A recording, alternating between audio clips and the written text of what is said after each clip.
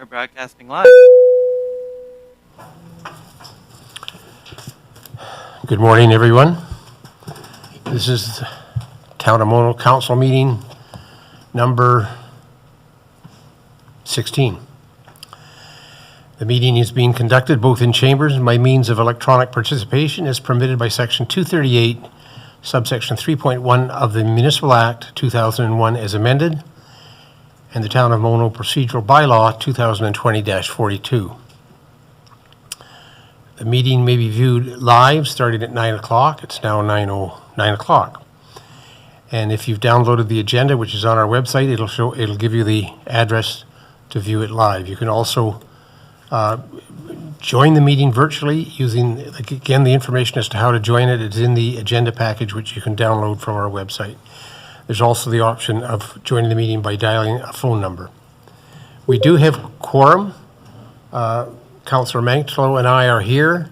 Councillor Capes and Davey are online, and the Mayor, John Creelman, is on holidays. For you people in the gallery, the emergency exits are straight back there. I am required to notify you and the people watching that these proceedings are being video recorded and broadcast.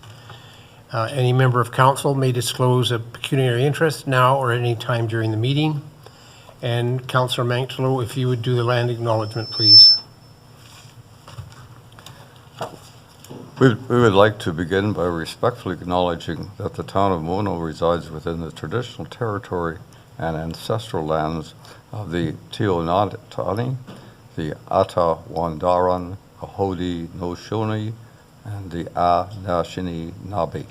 We also acknowledge that Town of Mono resides within the treaty lands named under Treaty 18, the Nottasulga Purchase of 1818. These traditional territories upon which we live and learn are steeped in rich Indigenous history and traditions. It is with this statement that we declare to honor and respect the past and present connections of Indigenous people with this land, its waterways and resources. Thank you. And just on that point, I'd like to add, and this is on our website, there is a lecture on October the 1st. I can't pronounce her name, I'm sorry. She's an Anishinaabe woman. She's a book writer. The lecture is in the Grace Tippling Hall up in Shelburne, starting at 6:30. So it runs from 6:30 to 8:30. It's free, but you do have to register. If you go onto our website and look under recreation and events and go down a couple of lines, you'll find the information. Yes, and respectfully, it's Tanya Talaga. Thank you. Thank you, Elaine. All right, first motion I have. I'll find it. Don't hurry.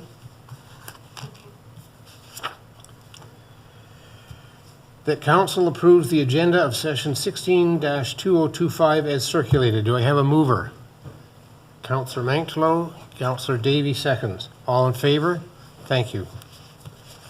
The second motion I have, that council approves the minutes of session 15-2025 as circulated. Do I have a mover? Councillor Manklow, Councillor Capes. All in favor? That motion passes. Thank you. Yes, I have a proclamation. Thank you. This is the Cyber Security Awareness Month.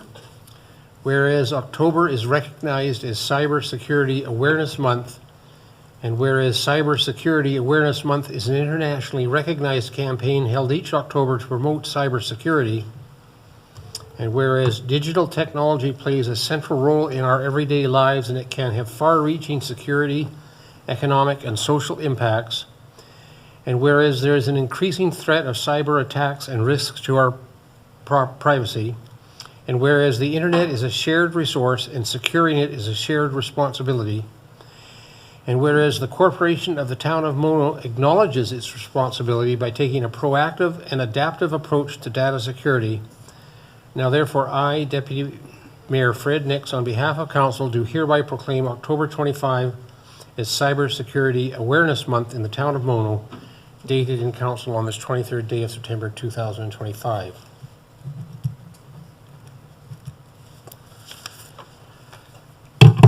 Now, we're up to public question period. I'll take the ones online first, Mr. Simpson, if there are any. We have 5 questions online this morning, Deputy Mayor Nix, 3 from Mr. Hussein and, 2 from Mr. Hussein and 3 from Mr. Orton. So starting with Mr. Hussein, can the town please look into applying dust suppressant applications frequently to avoid the excess dust on gravel roads? This is impacting many with health and breathing matters. Mr. Donor, I'm going to turn that question over to you. Thanks, Deputy Mayor Nix. Thanks for the question. We apply, Public Works applies calcium chloride in the spring prior to and during maintenance gravel resurfacing. Its effectiveness depends on Mother Nature a lot of the time. We get a lot of heavy rains. We had a dry summer, so you know, it's something that we wouldn't be applying frequently. We exhausted the $300,000 calcium chloride budget for this year, and we just ask for Mother Nature to cooperate with us to help with that on our 180 kilometers of gravel road. So the part of the answer that stuck out for me is our $300,000 budget. We spent it and we did it, and I guess if taxpayers want more, we can increase the property taxes. Yes, Councillor Davey. Thank you, Deputy Mayor Nix.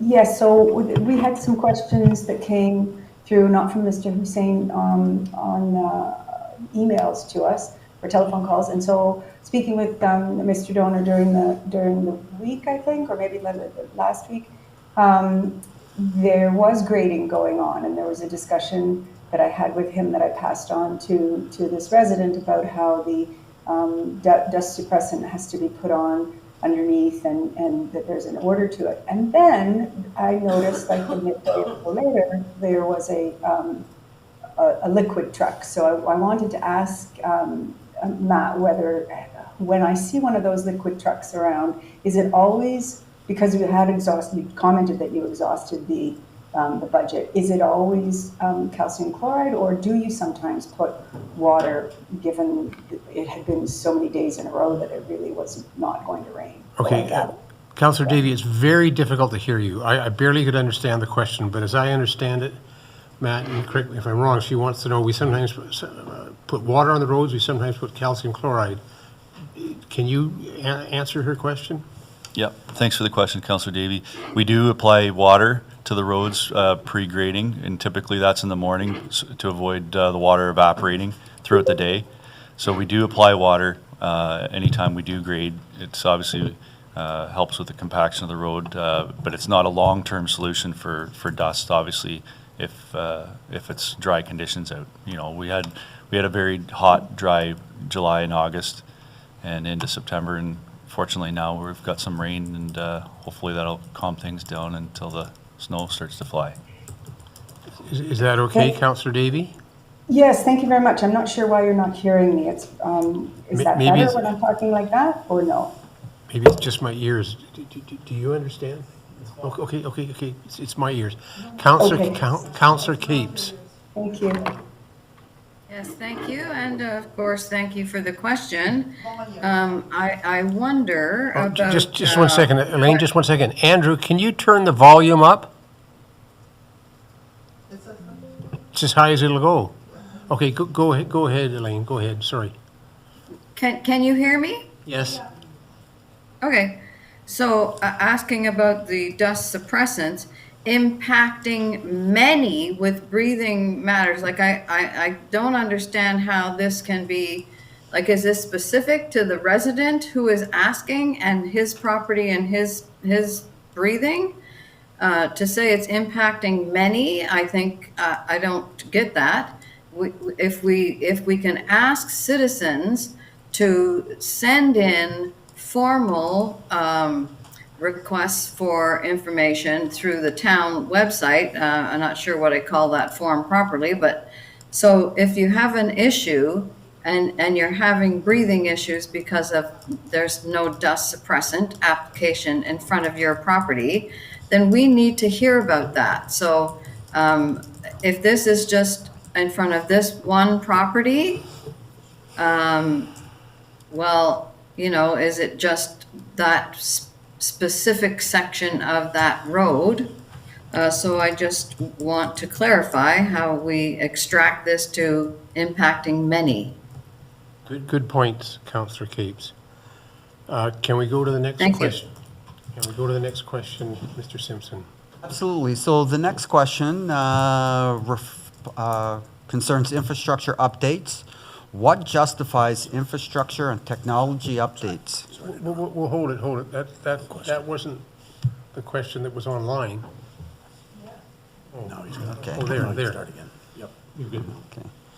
What justifies infrastructure and technology updates within our town and to adapt with new tools and maintaining quality of services provided to our citizens?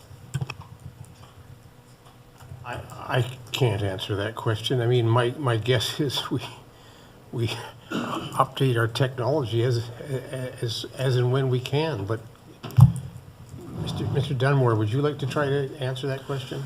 So with respect to infrastructure, we're always looking for new solutions. We're always looking for better solutions. We're always looking for financially viable solutions. We're constantly attending seminars and conferences to look at the latest and greatest. But Council is well aware of our asset management plan, and repair and maintenance of infrastructure right now is at the forefront. And like I say, if we do come across some new technologies, we would take advantage of them. With respect to the technology sector, a lot of our software and so forth are basically replaced when we hit useful lives, similar to our computers.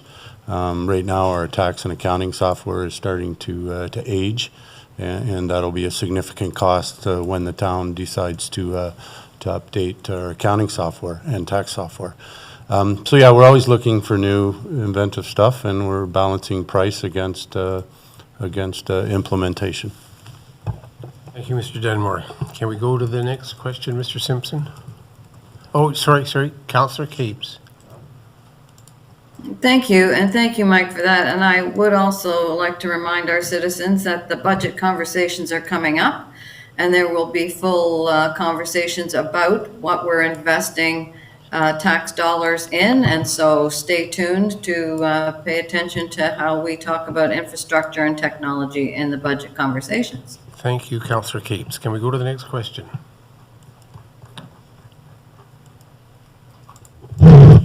So the next question is, what prompted council to contact various government agencies regarding the Orangeville Agricultural Society at the last council meeting?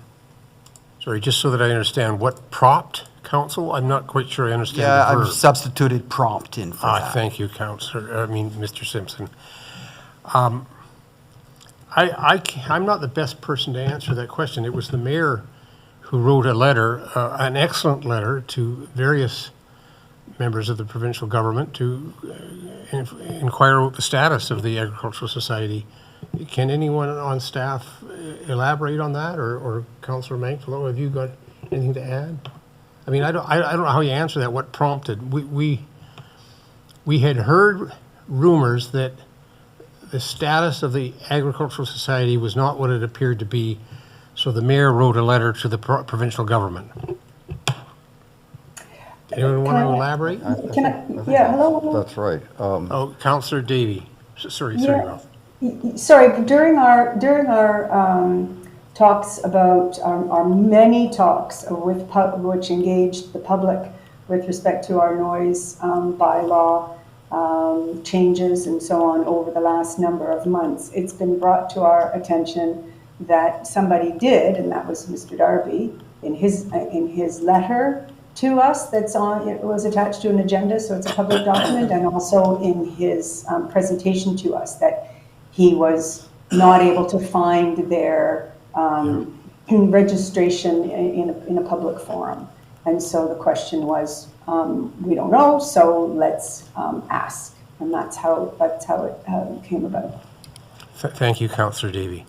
Can we go to our next question? So the next two questions from the same individual, Mr. Orton, I'm just going to combine them for the ease of council because they all deal with the previous question. So Mr. Orton asks, did you meet with the Agricultural Society prior to sending that correspondence? Is it the town's practice to contact government agencies to inquire about them? And have you done it for other agencies such as houses of worship where you suspect there may be some non-compliance with provincial legislation? Well, I'll take a stab at answering the question, and I stand to be corrected, but I don't think we contacted the Ag Society before we wrote the letter, and I don't think we've written the province about any other organization. Now, does anyone have any information that contradicts that answer? Oh, Again- Councillor Davy.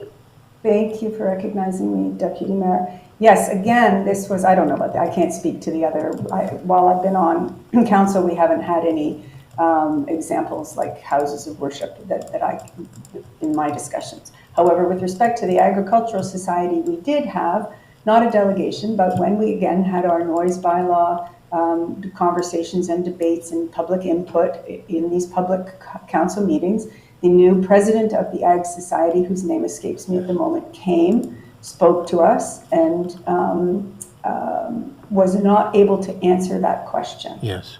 When posed to him. And at that time, Mayor Creelman said, we are going to write. So Yes. this was a follow-up after many discussions. Thank you, Councillor Davy. I stand corrected, yes. Is that all the questions online, Mr. Simpson? Yes, it is. Does anyone from the gallery have a question? Yes. Just come up, push the button, state your name and address, please, Sharon.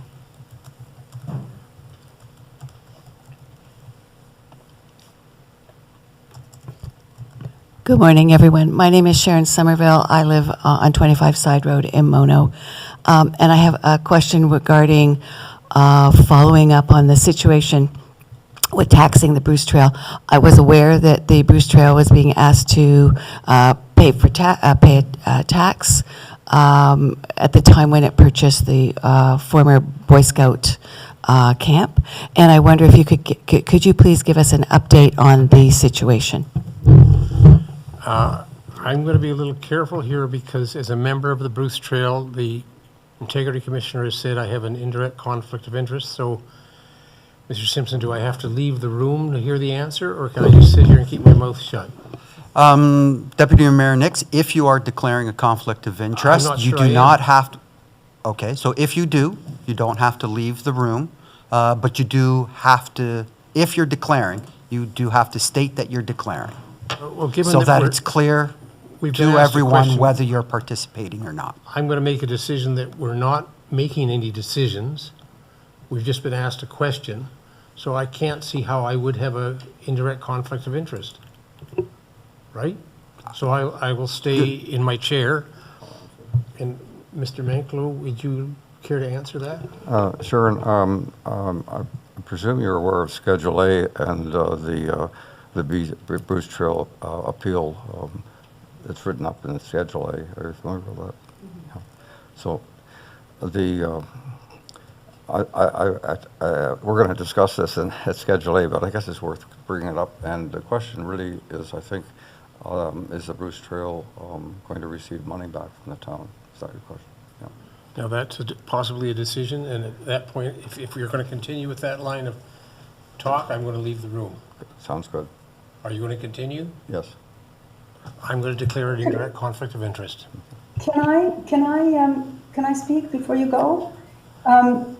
I think that this is on Schedule A, and it's a large topic, and I think that wouldn't it be better, or couldn't we consider doing it in the order of, because it is a public document that in actual fact, he doesn't have a conflict of interest when it's a public document, and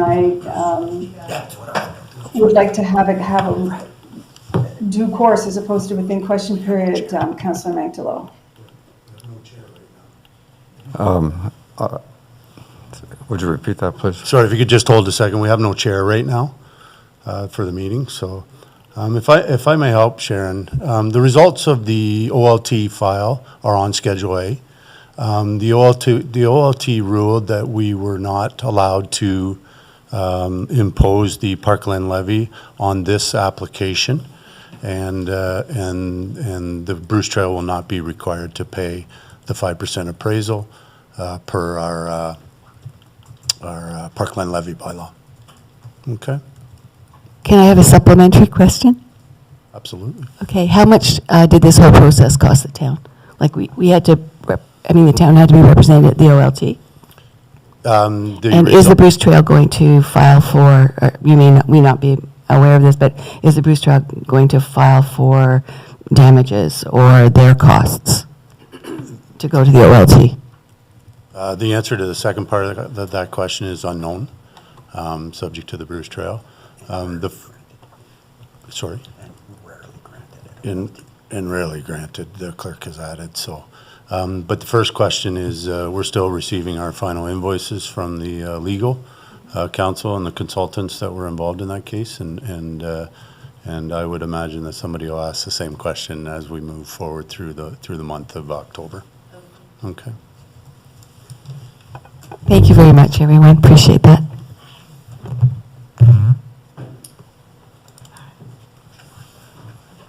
Fred, can you hear us? You can come back now.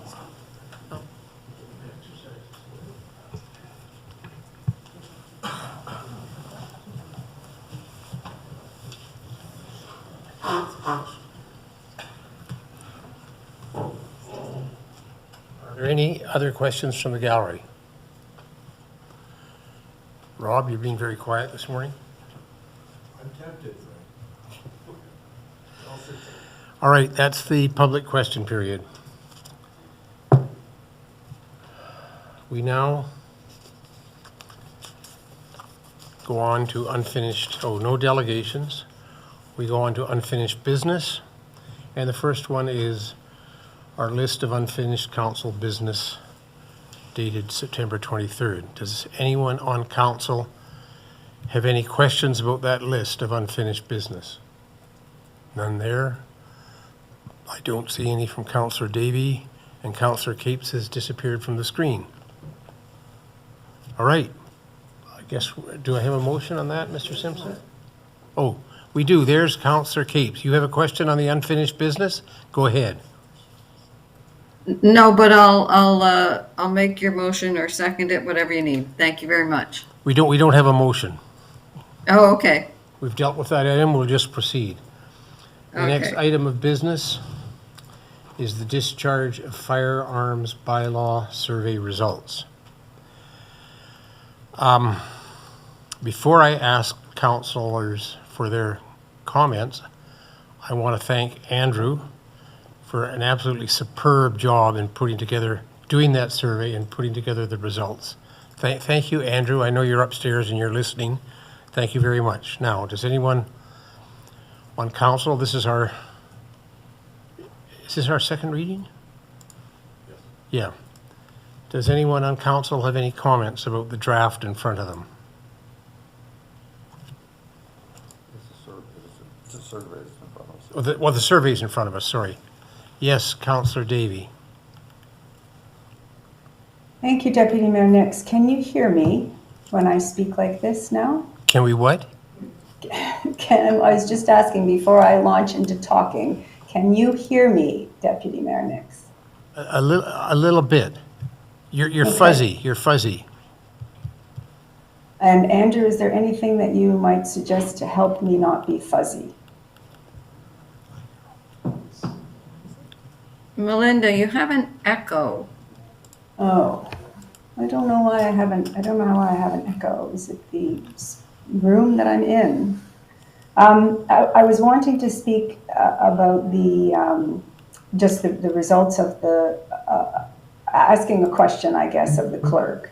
I've read the document and I understand that, we had 700 people, half of them were from Mono, half of them weren't from Mono. Interestingly, the ones who weren't from Mono, when you read through the words that they used, as opposed to just answering questions, a lot of them really do seem to use, there were some from other places, British Columbia and stuff, but there seem to be a lot of people who actually use Mono and use our, either come and hunt on somebody's property or are members of the Hunters and Anglers Association. And so I just want to kind of ask whether our overall feeling, are we really looking at just Mono residents, or are we trying to look at people who use in general, because citizens are citizens of the greater Ontario and of course Canada, where a lot of the comments were, we've already got laws, why are you adding more? We can't, are we trying to just, are we really not throwing out, but are we really not regarding with the same importance the residents versus the non-residents? Was that question directed to the clerk? I think so. I'd be happy to hear other people's opinion too, but I think for the logistics of the survey, which I gather today we're talking about survey results. Mr. Simpson, do you have anything to respond? Okay.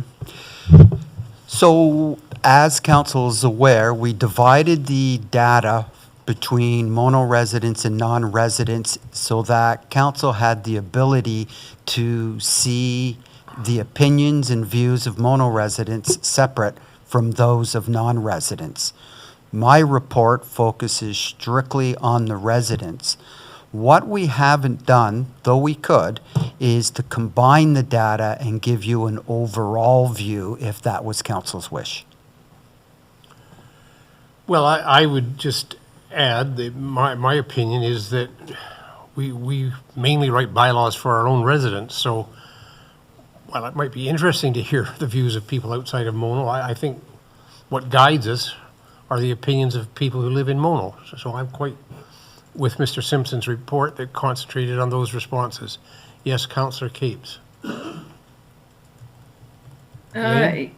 Yes, and so I appreciate that we went outside of Mono residents, because it is good to hear there are other users, and I appreciate that, but as Deputy Mayor Nix just said, we are responsible for the bylaws that regulate how Mono, the town of Mono, operates, and so therefore, the feedback from the residents takes, I believe, precedence over the feedback from outside, but we do listen and observe the feedback from outside our own residents, but our resident population really is who we serve, and we write bylaws for Mono and for how Mono is managed, and so therefore that's our focus.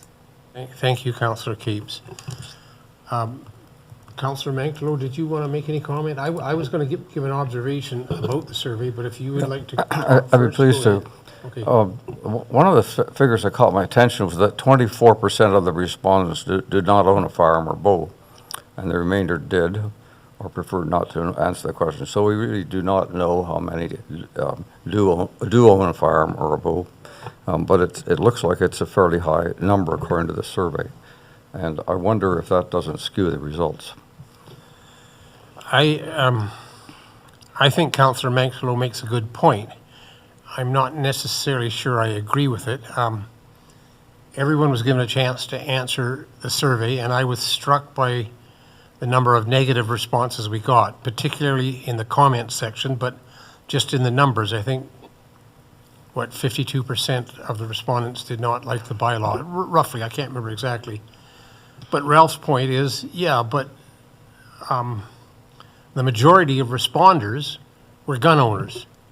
Therefore, the results of the survey are skewed. Well, we don't know that, but it would seem as I'd say a fairly high possibility. And I will repeat, I think that's a good point, Councillor Manklow. I'm just not sure it sways me.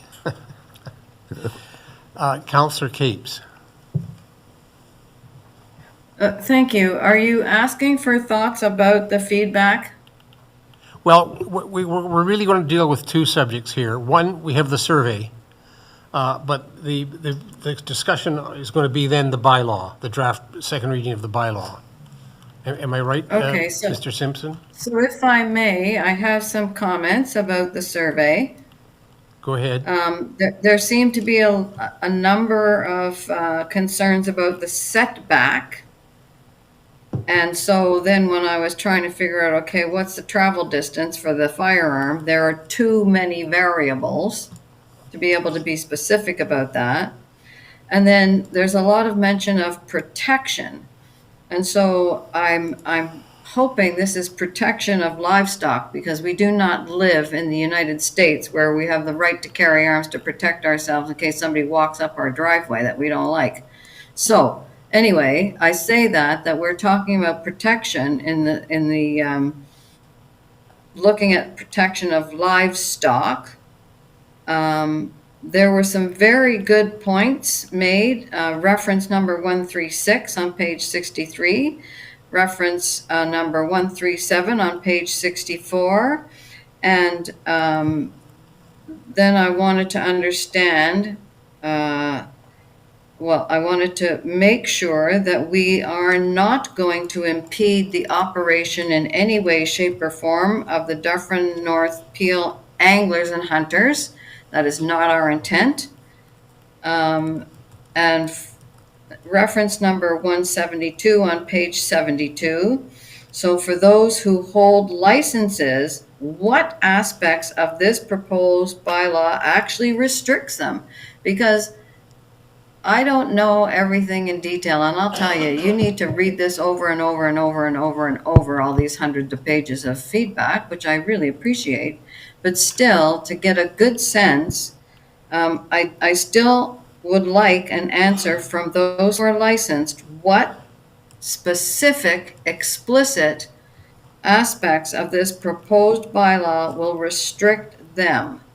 And there's also, I want to make a comment about, there's some kind of assumption running through here from the feedback that it's people who are new to Mono who are, objecting, and that's not the case.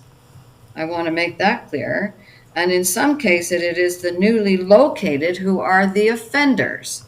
So it is not that new people are moving in and wanting to impose Toronto lifestyle. That does happen, but that's not where this is coming from.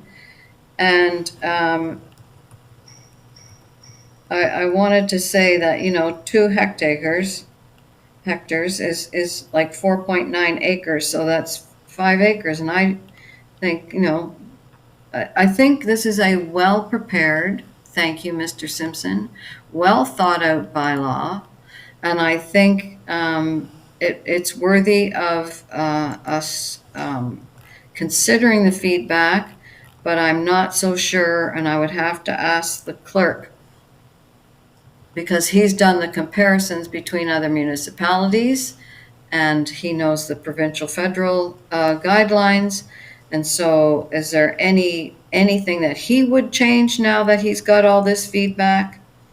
Because again, I think the bylaw was well written. I think the feedback is, split, obviously, between those who are agreeing and those who disagree.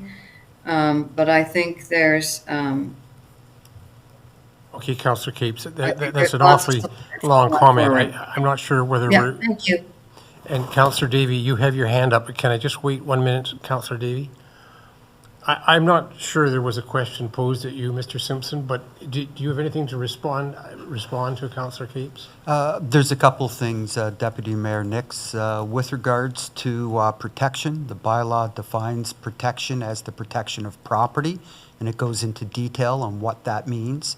So that is what the bylaw refers to. Specifically, it states protection of property means the acts of harassing wildlife for the purpose of deterring it from damaging the person's property, or capturing or killing wildlife if a person believes on reasonable grounds that wildlife is damaging or about to damage the person's property on the person's own lands. So that that's the deals with your reference. question about protection. Sorry, Mr. Simpson, go ahead. On the idea of, does this bylaw have the potential to impact license holders? So I'm going to assume that means hunting, if I've drawn the right conclusion to your question.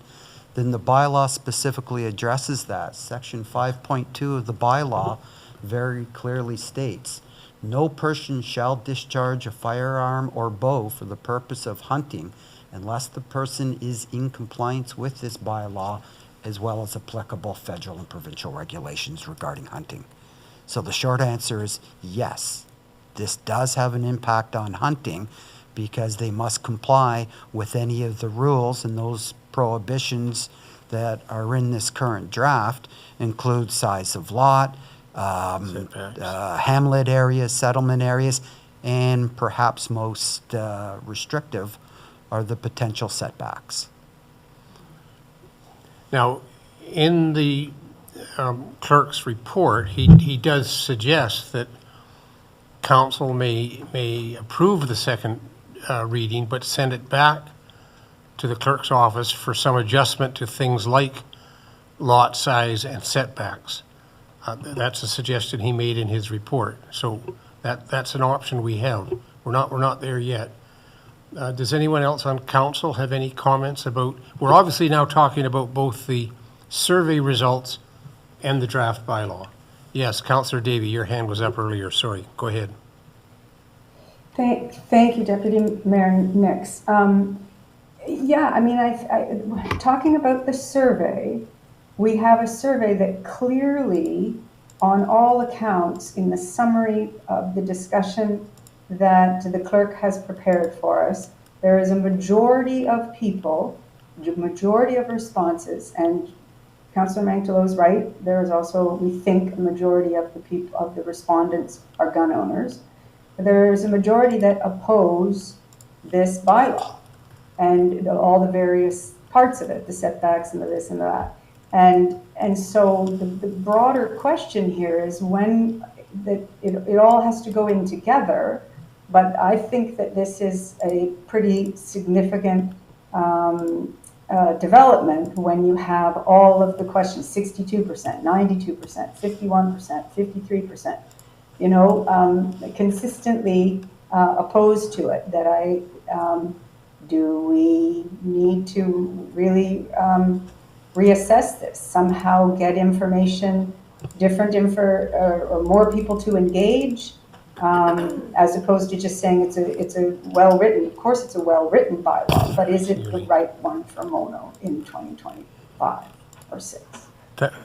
Okay, thank you, Councillor Davey. I know Councillor Capes has her hand up, but the Deputy Mayor would just like to throw in a comment about Councillor Davey's comments.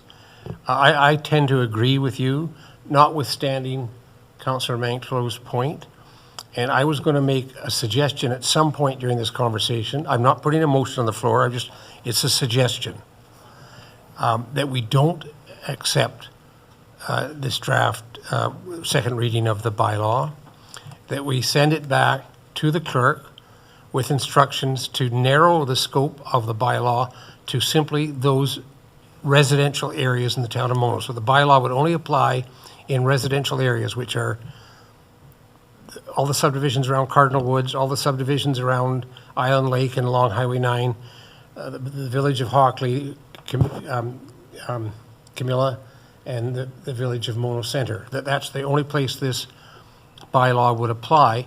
My reason for, again, this is just a suggestion, I'm not putting a motion on the floor, is and I'm speaking to you, Councillor Capes, primarily, I find the bylaw so cumbersome and so bureaucratic that out in the rural area, first of all, I don't think it's enforceable. You know, someone who lives on a lot that's less than 200 meters and they fire a gun and you call the enforcement officer, and I just don't think, and I guess the other point I have, Councillor Capes, is that, you know, in some instances, we've had some people before us in council complain about gunshots, and the one I remember is the where a person fired across the property line and hit either a glass or a plexiglass window, we don't need a bylaw to regulate that. That's when you phone the OPP. You know, we don't need to have 6 or 7 layers of regulations here. So again, it's just a suggestion that maybe we redraft the bylaw to only apply to residential areas. And in that context, I would ask the clerk if we can do this, because we have held a public meeting. If we redrafted the bylaw to that extent, should we hold another public meeting? Redraft the bylaw to narrow its scope, invite the public in here to see what they think of that draft, because I agree with Councillor Davey that I was struck by the survey response that yes, it's a small majority, but then I read all the comments and I was really struck by the number of people who are opposed to this bylaw that we have in front of us. All right, I've talked too much. It's Councillor Manklow's turn. Just a couple of comments. In the survey, get the right number here. I'm sorry. I'm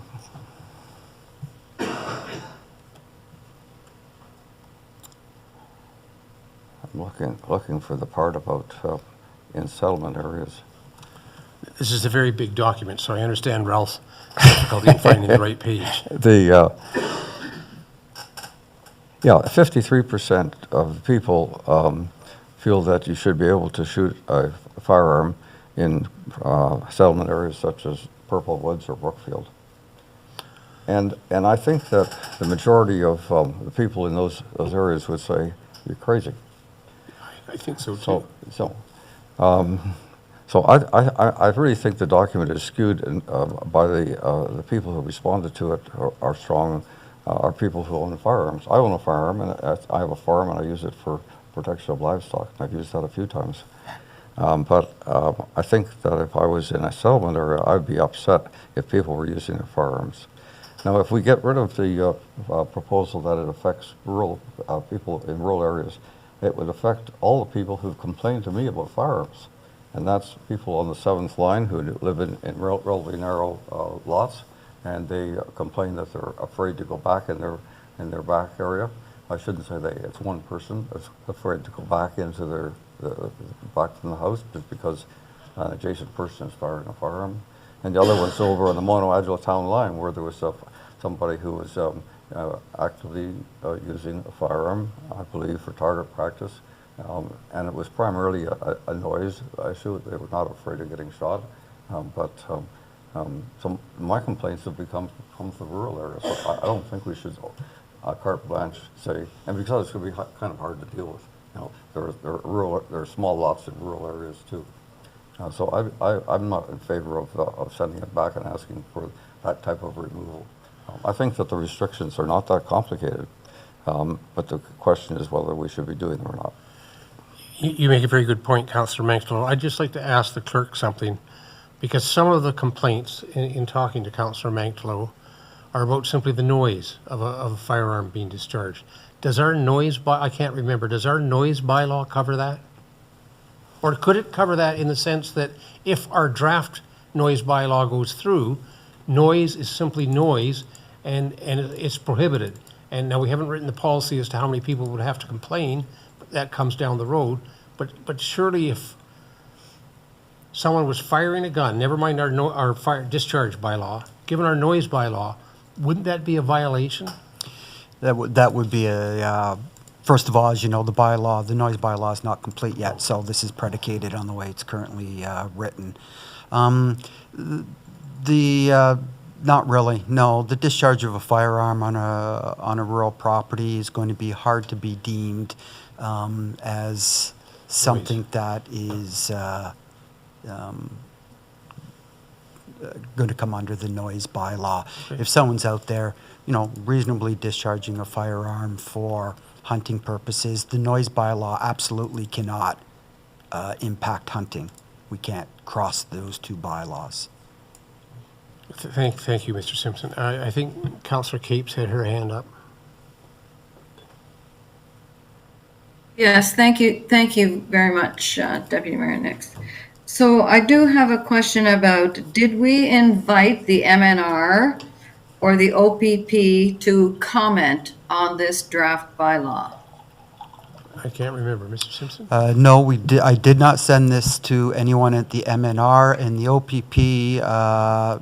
The new Police Services Act, the Community Safety and Police Servicing Act, specifically states that the OPP do not enforce or have anything to do with municipal bylaws.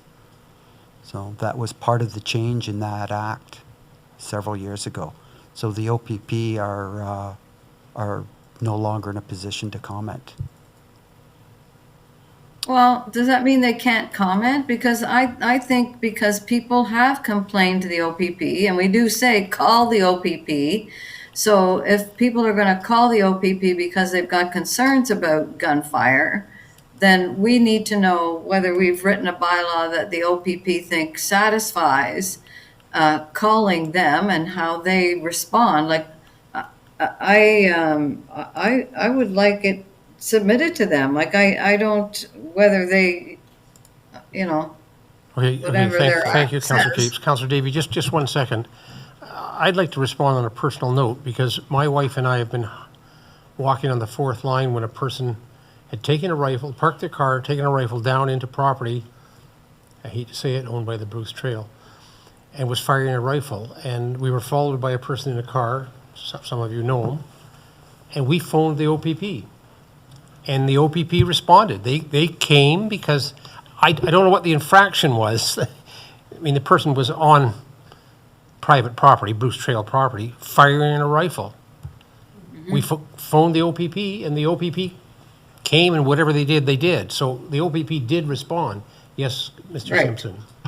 So the OPP will respond for anything that is considered public safety.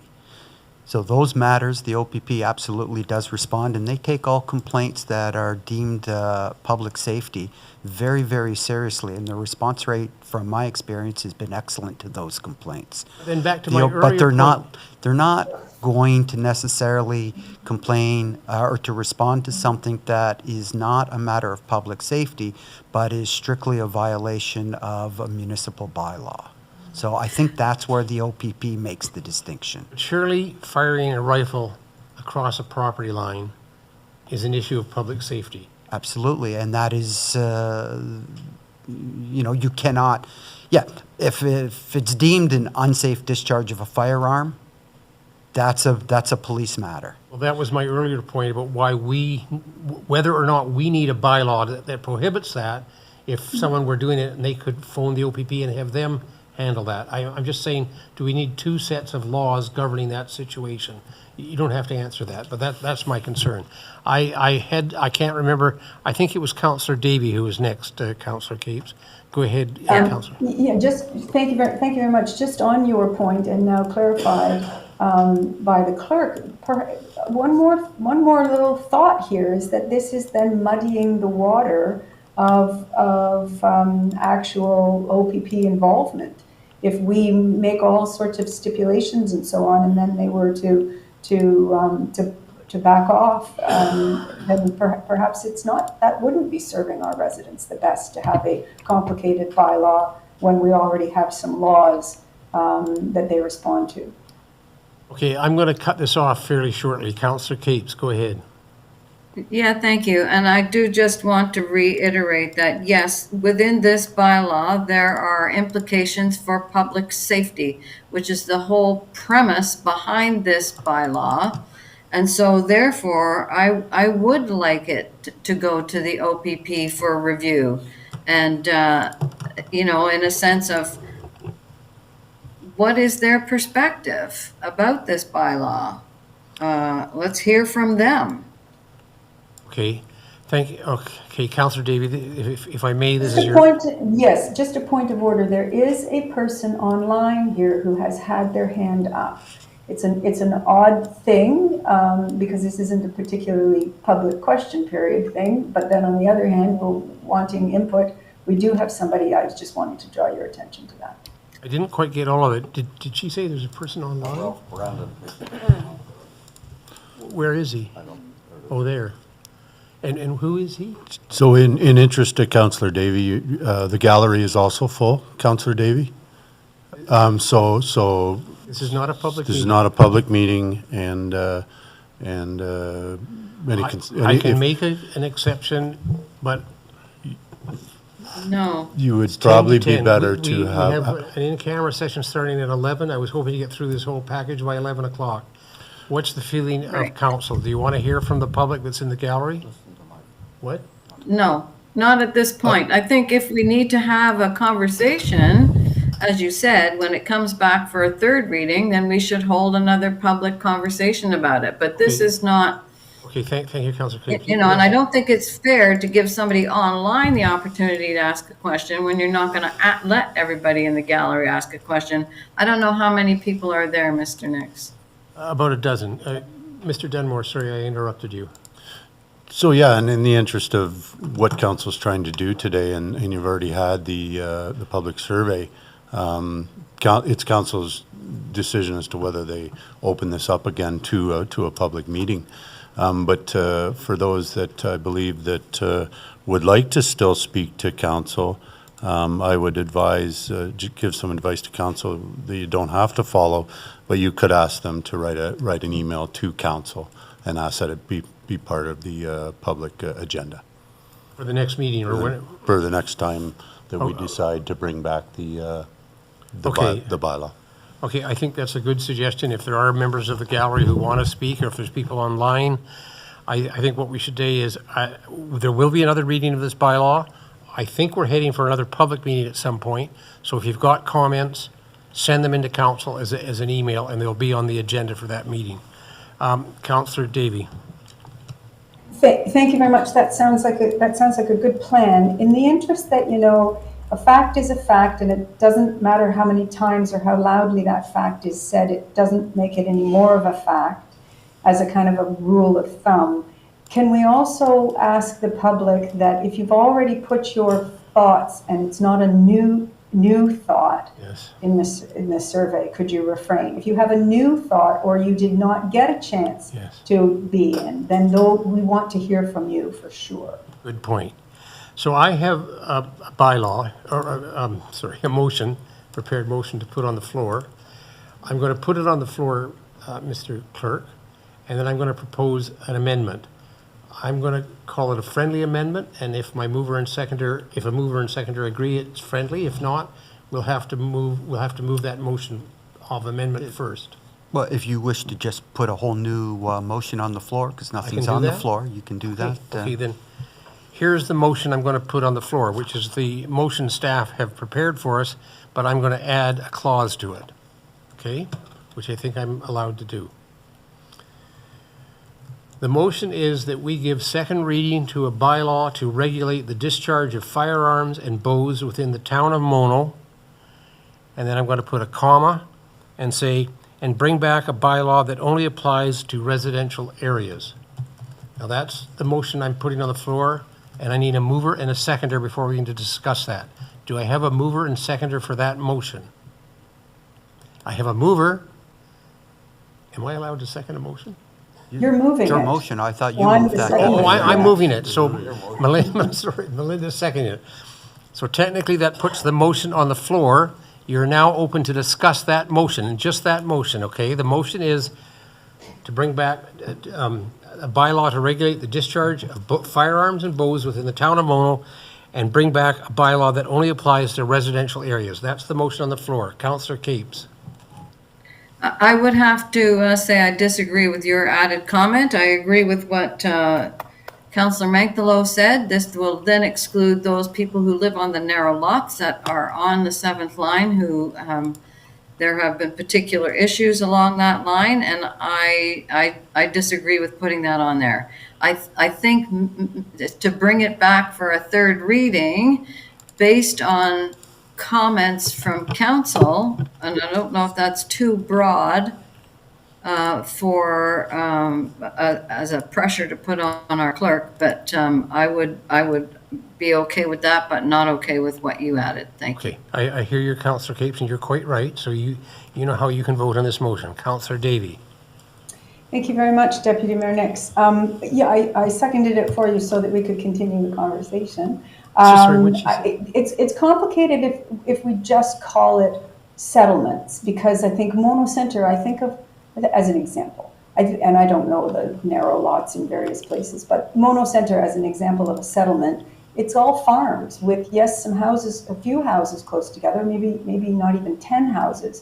So it's complicated, but I think the idea of limiting to certain areas or having areas where restrictions don't apply, I think is a good way to go. I just don't know whether we've got that division yet in this simple motion. So maybe to try to change it to say, as opposed to not only residential, but to maybe define it a little bit differently, would maybe fly better. Okay, Because I we hear do. you. I mean, this is a mono issue that we have variability within our boundaries, right? Of people living in different types of areas. I think I understand your comment. Residential areas is as defined in our official plan, I think. Mr. Simpson? Residential is a zoning issue. I would suggest that, I think what the intent of the motion was to suggest settlement areas Settlement and areas. hamlets. Is that As the wording I should opposed, use? and those are defined in the official plan as opposed to residential. The point being made, and I think that's what you might have been referring to, Councillor Davey, Mono Center is a settlement area, but those properties are not zoned residential, they're zoned NEC. Good point. I got the wrong words. Would council allow me to change the wording of that motion? I think that's a friendly enough amendment. We're just changing one word, residential, to settlement areas and hamlets. Correct? And Deputy Mayor Nix, if I may propose a possible option for council to pursue, council could, if they're looking to give second reading, but not necessarily the second clause, that a member of council can propose that the resolution be voted in part, the two separate clauses separately. Doesn't need a seconder, it's not debatable if someone requests that the vote be called in part. Someone needs to move that? One person can move that, and Oh, I that think doesn't require a Elaine- second. Elaine's No, moved that. I'm just throwing that out as an option. I'm not saying council has to do that. They Elaine, can is that vote the what- whole resolution down if you don't want to give second reading either. Elaine, is that what you're going to move? It's a non-debatable motion. Is that what you're moving, Elaine? Can't hear you. I want to be clear about what Fred just said. He said to separate this Say motion. that we've accept a second reading, Yes, we but we're separate. sending it back, and we'll have a third reading? I'm not sure. Elaine, what Mr. Yeah. Simpson is suggesting is that we take the motion that is on the floor and separate it into two parts and vote on each part separately. So what are those two parts, if you could, for me, First please? part would simply be that we give second reading to a bylaw to regulate the discharge of firearms and bows within the town of Mono. That's part one. Right. And part two is, and bring back a bylaw that only applies to settlement areas and hamlets. So we vote on Okay, each so of those. I'll make the motion to move for second reading. Okay, there's no debate. There doesn't. May I ask? That may does I not ask- need a seconder. There's no debate. I'm sorry. May I ask clarification I'm sorry, before we move on? Councillor Davey, there's no debate. That motion Can I has ask been for proposed. clarification about Can I what ask second all in reading favor of the is? motion that Elaine just put on the floor to raise their hand? One. Elaine, aren't you going to vote for your own motion? Well, there was too much talking and I couldn't hear properly, so Two- yes, I'm Two voting people for my vote own for it. motion. All against that motion? One, two. That's a tie vote. The rules are a tie vote, the motion fails. So just for my clarity, because I also got a little lost in there, was that the motion to separate the resolution in parts? Yes, Thank you, it failed. and it failed.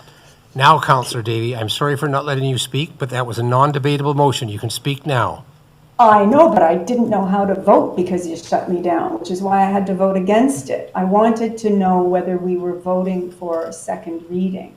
And if we separated it, if we did separate it, which of course now it's mute because it failed, so now we're not voting to separate it, so now we're voting for it together. And so I want to vote for the Hamlet thing, but I'm not clear on whether I should be voting for a second reading because there are so many other issues in this bylaw that we haven't been able, or it's not that hasn't been the time to address or give direction to staff with respect to, wanting more public input, having, are the results skewed? Are we listening to people who are residents? Like all the things that we've talked about, by just giving this voting for second reading, then that means I'm accepting this bylaw the way it's written with respect to the Okay, no, setback. just a right? minute. Councillor Mask. Davey, Councillor Davey, I'll check with the clerk.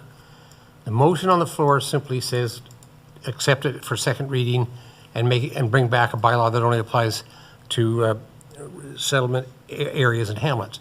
If that motion passes, if it passes, which sounds increasingly doubtful, we could then put any motion you want on the floor about another public meeting or other further instructions. There's nothing stopping us putting a further motion on the floor. Is that right, Mr. Simpson? No, there's nothing stopping that. So if this resolution were, or this motion were passed as on the floor, then the bylaw would be given second reading, but it would be contingent to the bylaw being amended as per the second clause of the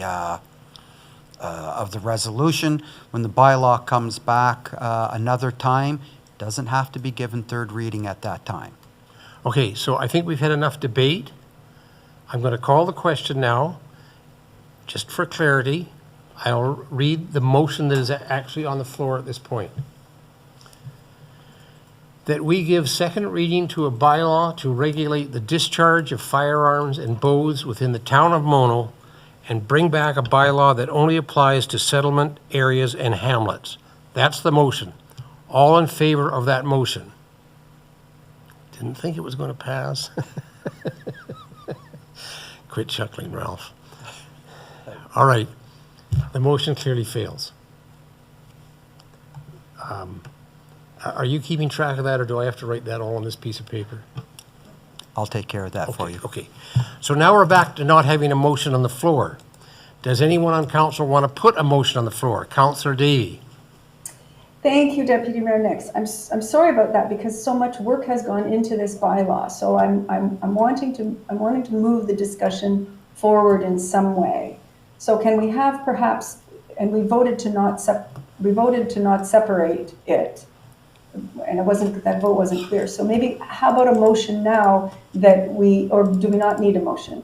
We need some direction for staff as to what to do next. Let me just check with the clerk. As far as I'm concerned, the floor is clear. Anyone can put any motion on the floor, including going right back to what the staff recommended motion was. You could now put it on the floor if you so desire. Does any member of council wish to put a motion on the floor? Councillor Manktello. Yeah, I'd like to put the original motion on the floor. Okay, I can read it. You need a seconder for that. Is there a seconder? Can you read it, please? Read it so I know. Yeah, what it's I'll read it. The motion that Ralph just put on the floor is that we give second reading to a bylaw to regulate the discharge of firearms and bows within the town of Mono.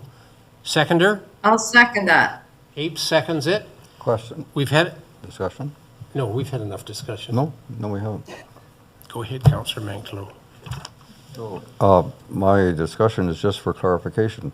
The fact that we've accepted a second reading doesn't mean that we accept everything in it, because that's going to be decided right. the next time around. Absolutely. And I'd like to Right. I'd like to also comment, just a minute, that there's enough thinking that's going on among council members here that it's obvious that we have to do more thinking. We haven't made up our minds on many of these things, and I think that's going to happen over the next period of time.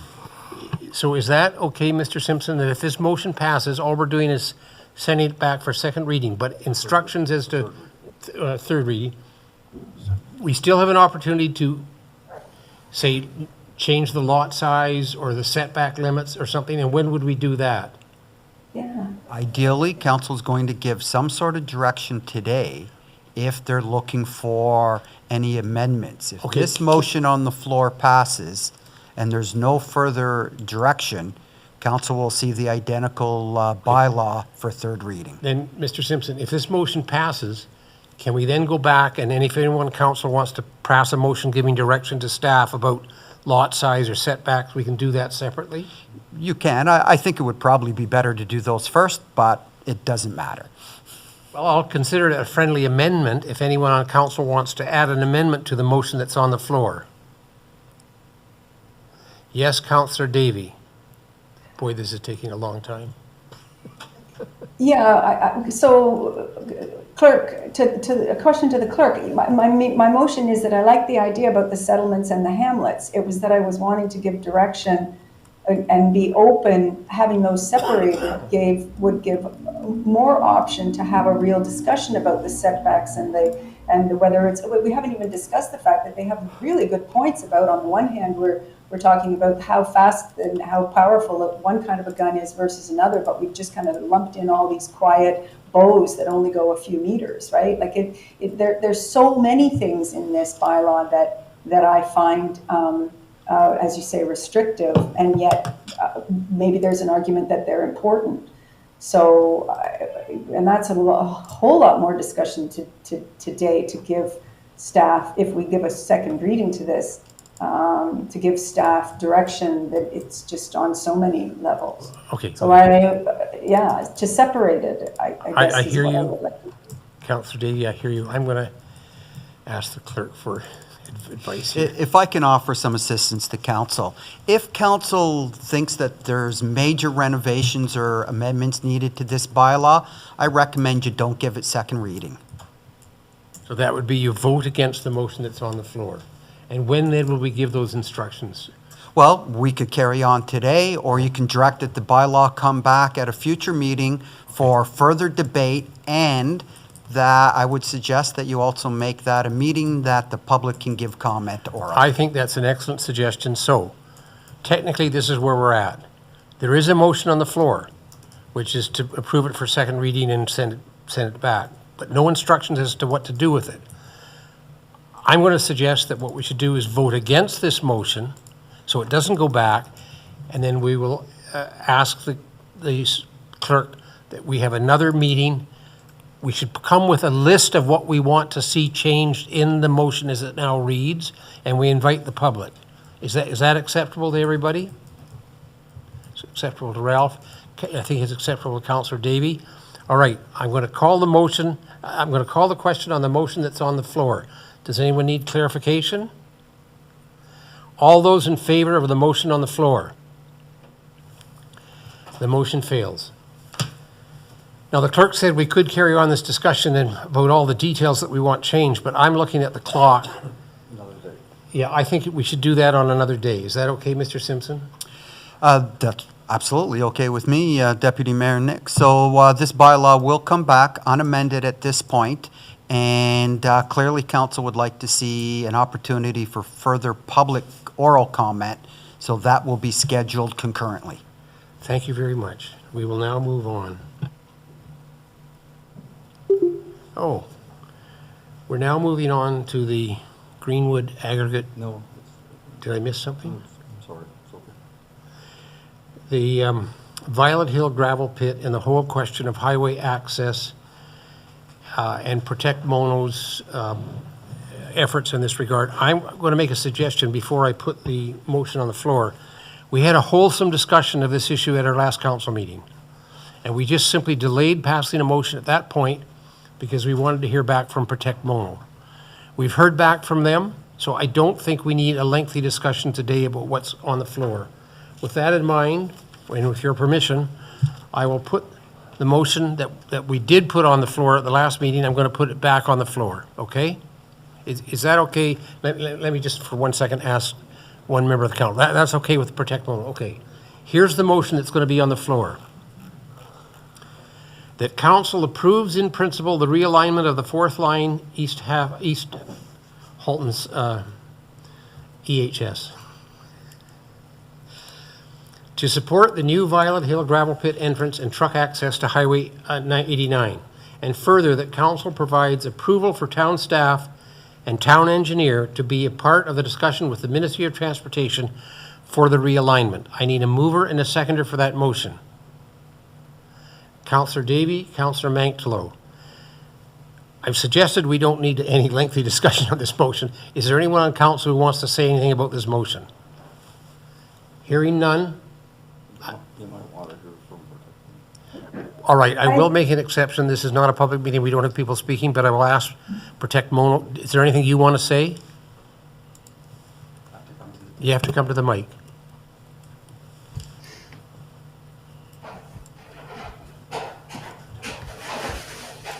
Name and address, please. Rich Baird, third line Mono. I think the approve in principle piece is a problem. If you read our document, we suggest that we want to look at it after the fact. Now, if you want to have staff go with Mr. Greenwood to MTO, we don't see a safety issue related there yet. But if you approve in principle now, you're essentially sending the signal to MTO that you guys want this. I think that signal should wait until the discussion is had and any possible outcome of those discussions occurs. Thank you. That's I'm going the to comment suggest, that we would have. I hear you, Richard, and I'm going to suggest, and this is going to get down to a matter of semantics. My understanding of approving in principle is all we're saying, yeah, we're approving in principle. That is an absolute approval. We could approve in principle, he could go have a discussion with MTO, and at that point, we could say what we want to hear from Protect Mono, but we could do that. Approving in principle is just sort of a It's a general, it's not the perception. final approval. It's a perception thing, Deputy Mayor. That's the only thing. Well, I personally think Perception is reality, right? and I think the perception is correct. We're just approving in principle. We're not making a final approval. Okay. All right, Mr. Simpson, I seek your advice. You wrote this prepared motion. Is the wording in principle acceptable? I mean, is that, what does it mean?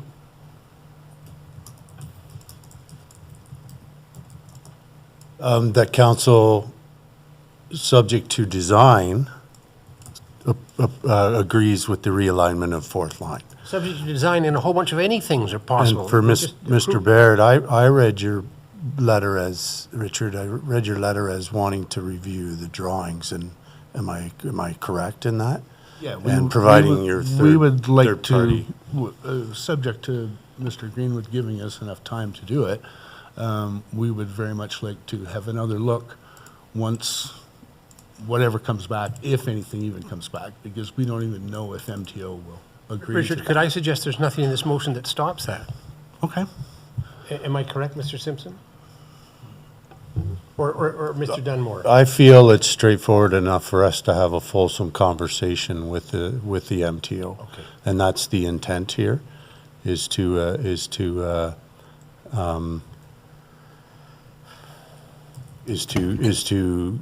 get some, discussion. have some discussion and get some feet on the ground to get some drawings that are for perhaps your consultant and our engineers to do a fulsome review. So I've heard you, and I think we've said that there's nothing in this motion that stops us coming back to you to hear what you think about the design. I have Councillor Cape's hand is up. Thank you, Deputy Mayor Nix. I'm wondering if, again, semantics with words, but to say that we are interested in exploring or conducting the conversation, conducting the investigation, getting the details about the line 4, rather than saying we agree in principle. Like to say that we agree to continue conversation about the line 4 opportunity. I don't know if we can say something like that. I hear you. I think that's unnecessary, but I'll seek the advice Okay. of the clerk. I think this motion is wide enough open that it allows everything that Councillor Cape's just asked for, or Mr. Dunmore. So, Deputy Nix, if I may, from Oxford, in principle, as a general idea or plan, although the details are not yet established or clear. Okay? So. Okay. I'm going to call, Councillor Davy. Thank you, Deputy Mayor. Thank you, Deputy Mayor Nix. Yeah, we don't want to go down this road and have the MTO say, be unclear as to whether we're on board or not. But I think that it is ultimately up to us to be on board, right? And so this is in an effort to really get all the information for us and Protect Mono to know, right? Because the whole MTO thing is how the road gets, the Highway 89 is out of our control, but things have to be ensured that they're safe, right? So I think the in principle really is just to really ensure that this conversation gets started, as opposed to MTO turning us down when we try to get to the table to talk to them. Je pense que tu as raison. Merci. Okay. Unless there's any further debate, I'm going to call the question. All in favor of the motion on the floor, please raise your hands. 1, 2, 3. The motion passes. Oh, and this was going to be a quick meeting. We're now up to bylaws, correspondence, new business and additions. The first item is the fees and charges bylaw, which I'm sure you've all read. And does anyone, I guess I have to put the motion on the floor first before we have a discussion. The motion that is on the floor, if I get a mover and seconder, is that we approve the proposed new planning department fees. Do I have a mover? Manklow. Do I have a seconder? Capes. Any discussion? Hearing none, I'm going to call the question. Yes, Councillor Capes. All right, just to say thank you very much, and I appreciate the work that's gone into this, and it looks great. Okay, thank you. All those in favor of the motion? Councillor Davey, thank you. The motion passes. The next item on the agenda. Yeah, this is the internet voting for the next election. Okay, you've all read the report. Let me put the motion on the floor. That we introduce and give the necessary readings to a bylaw authorizing the town of Mono to enter into an agreement with the Intelivote System, Inc., substantially in the form as attached as Schedule A to the bylaw, for the provision of internet and telephone voting services for the 2026 municipal and school board elections, and that it be signed by the deputy mayor and clerk for the town of Mono, sealed and engrossed in the bylaw book. That's open for discussion. I think, just to remind councillors, I think 7 of the 8 Dufferin municipalities have agreed to this. I think I'm correct. You want to move her in second? Oh, yeah, right. I need a mover and a seconder. Is that where your hand is? Also Who? Okay, Councillor Davey and Councillor Capes. The motion is now on the floor. Just to remind council that most other Dufferin municipalities have already agreed to this. Councillor Davey.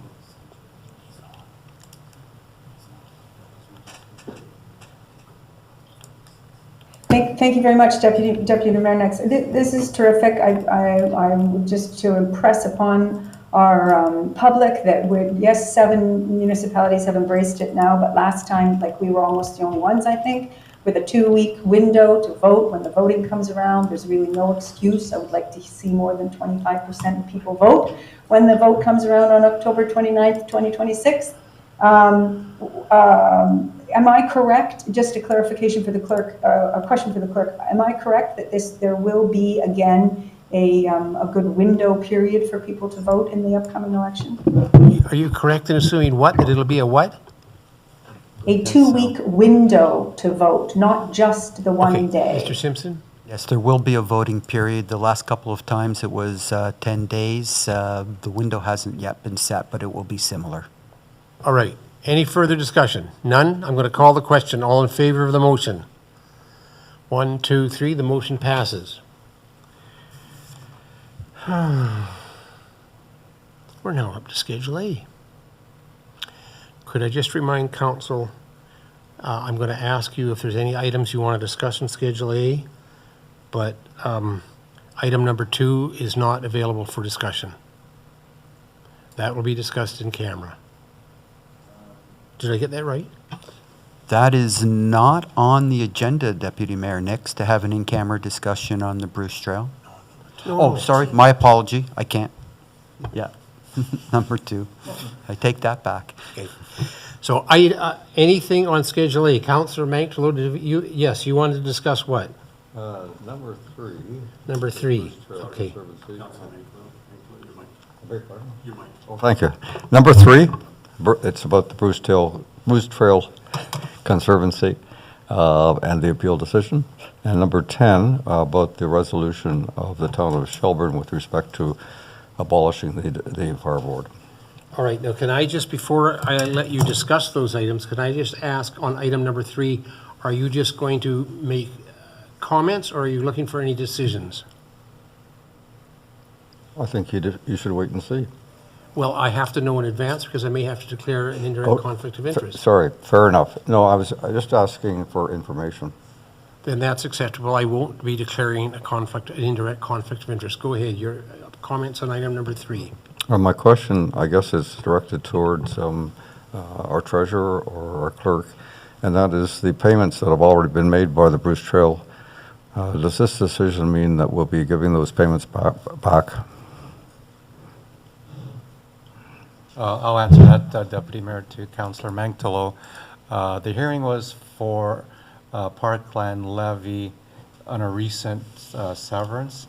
They did not pay that because they appealed it. So there's nothing to give back.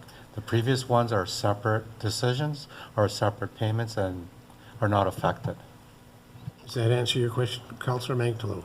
Yes, and thanks for clarifying what we're referring to here. Okay. So are there implications for those payments that have been made? The previous payments, we don't expect any implications. Okay, thank you. Your comments on item number 10. Oh, just a minute. Is that a question on, go ahead, Councillor Davey.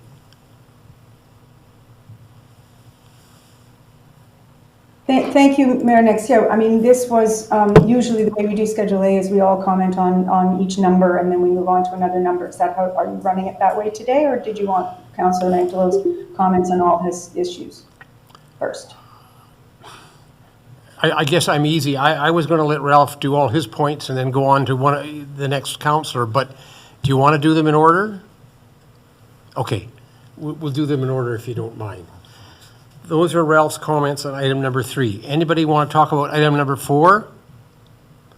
Yes, go ahead, Councillor Davey.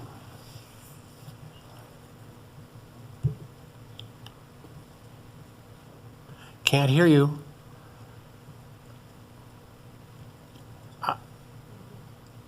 We've lost you, Councillor Davey.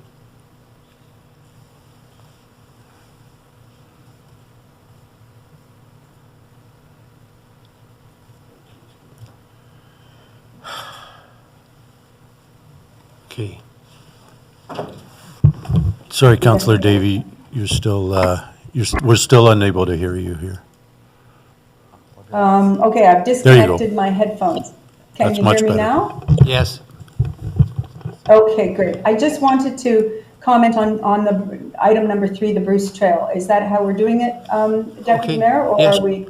Go ahead, go ahead. Yes, yes. Thank you very much. So I wanted to thank staff for their very large input into the process. A full-blown hearing at the OLT is a big deal and requires an awful lot of work, which of course one of our residents made reference to how much money those things cost, but it actually is a lot of work and a lot of dedication went in to really supporting the town's position, which is where we found ourselves. But we certainly, our legal counsel followed our advice, and so we weren't successful during this process. But I did want to make the public aware of how hard the town works for our residents. Thank you. Thank you, Councillor Davey. I'll go back to the list. Anyone with comments on item number 4? Nobody. Anyone with comments on item number 5? Anyone with comments on item number 6? Anyone with comments on item number 7, that excellent report on the Credit Valley Conservation meeting? None. Imagine that. Any comments on the TRCA policy consultation? Well, we're almost back to you, Ralph. Any comments on item number 9, which I barely understood? Oh, Elaine, yes, go ahead. Sorry, I thought you were going to say number 10. No, I'm going to get to number 10 after I finish number 9. Yeah, I No, thought you'd already. no comments on okay. number 9? Okay, we're back to item 10, and I'm going to let Councillor Mangtalo speak first. So I'm focusing on the letter and the decision of the Shelburne Council to go ahead with this separation, and if, as I understand it, if they cannot get an agreement from us, that we still, meaning Mono and other users of, or members of the fire board, if we cannot get an agreement from us to proceed with a dissolution, that they will, in another month, they'll pass a motion that will be a dissolution in 2 years' time, which I think fits with the bylaw. I can answer this. The answer is yes, and there will be a full report on this subject on the October 14th meeting. The CAO will be making a report, hopefully with a recommendation. I can tell you, as a result of our last meeting, I'll get to you, Melinda, just a second. 3 of the 5 municipalities, Mono, Malmer, and Amaranth, have basically said to Shelburne, we're not happy with the dissolution of the Shelburne District Fire Board. We're going to remain with it. And if that happens, under the agreement, the 1991 agreement, the assets remain with those 3 municipalities, but not the fire hall. Now, there will be a fuller report on this on October the 14th, so I'm going to suggest we should really leave a discussion of this item, because there's some serious decisions we have to make. That I'll let, okay, Melinda, go ahead, Melinda. I completely concur with you, and I'm where you're going, and I agree and everything. I just wanted to clarify what Ralph's statement was. That the item on Schedule A says that they would like to dissolve the fire board. The agreement says it has to be a unanimous decision. So then what he said was that then their agreement said, or their item on Schedule A says that then they will come back and they will do something different, because they are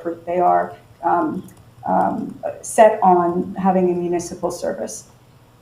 So the semantics isn't that it will dissolve ultimately. The issue is that they will withdraw. Yes. Which means they're not in it, but there still is a fire board, which is what you're referring to now when you talk about the 3 things.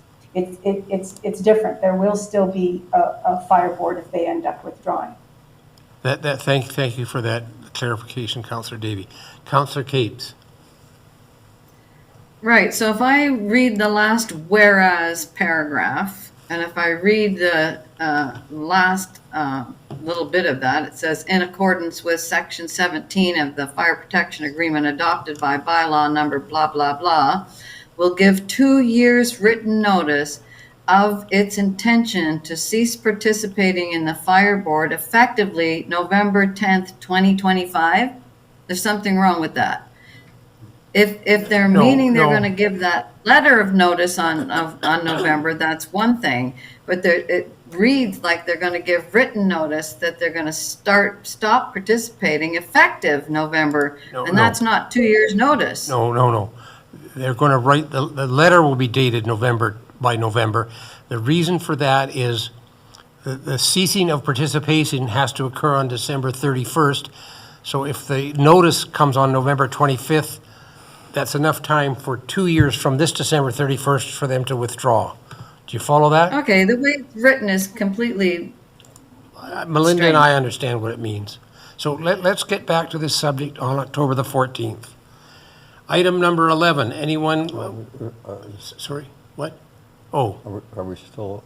yeah, we're still on number 10. 10? Yes, Councillor Capes. No, are we on 11 now or I thought 10? we were, but what do you want to say? I did. I wanted to ask a question. Okay, on number 10. Yeah, we're just for a minute, Elaine, we're still on item number 10. There was an attempt, a wish to continue with some dialogue between, I think, the CIO and some members of the fire board or the town of Mono, or town of Shelburne. Is that ongoing, Mike? So just last week was our most recent meeting, and it was following this a resolution that council has in front of them today. And I would say that there's still an opportunity for negotiation, but it's based around Shelburne running the fire department and the town of Mono purchasing the services. There's no interest in the motion's pretty clear to state that the town of Shelburne will not be participating in the board moving forward or participating with the current governance model, and will be effectively giving notice to Mono, Malmer, and Amaret at this time that their occupancy in the town of Shelburne Fire Hall will cease 2 years from now. Town of Mono will be Town of Mono, Malmer, Township of Malmer, and Amaranth would be struck with finding a location, should that be the direction that we continue. Okay. Any further comments on item 10 before we move on? Okay, item number 11, anyone with comments? Yes, Councillor Capes. Yes, to say that I would like to send a letter of support, and we need to ask our own fire protection providers what the impact, as described in this letter, is for us. That's a That's good my point. thought. Okay, Mr. Dunmore. So when I started to embark on meeting with our current board members with respect to Rosemont and I'm going to separate out Orangeville and Right. Caledon from this. They're their own governance model. We pay per service. And if they required an extension with respect to training, I think we'd probably see a similar request, or they're doing it individual. This is sort of an information letter, I believe, with respect to needing an extension on the deadline with respect to the Ontario regulation. So when I started to interview our board, sort of talk to our board members about how our existing Rosemont and Shelburne boards were running, the answer that I received from Rosemont is that the training had been taken care of in a manner that would satisfy the regulations, and unless something's changed, I would believe that Rosemont is fine.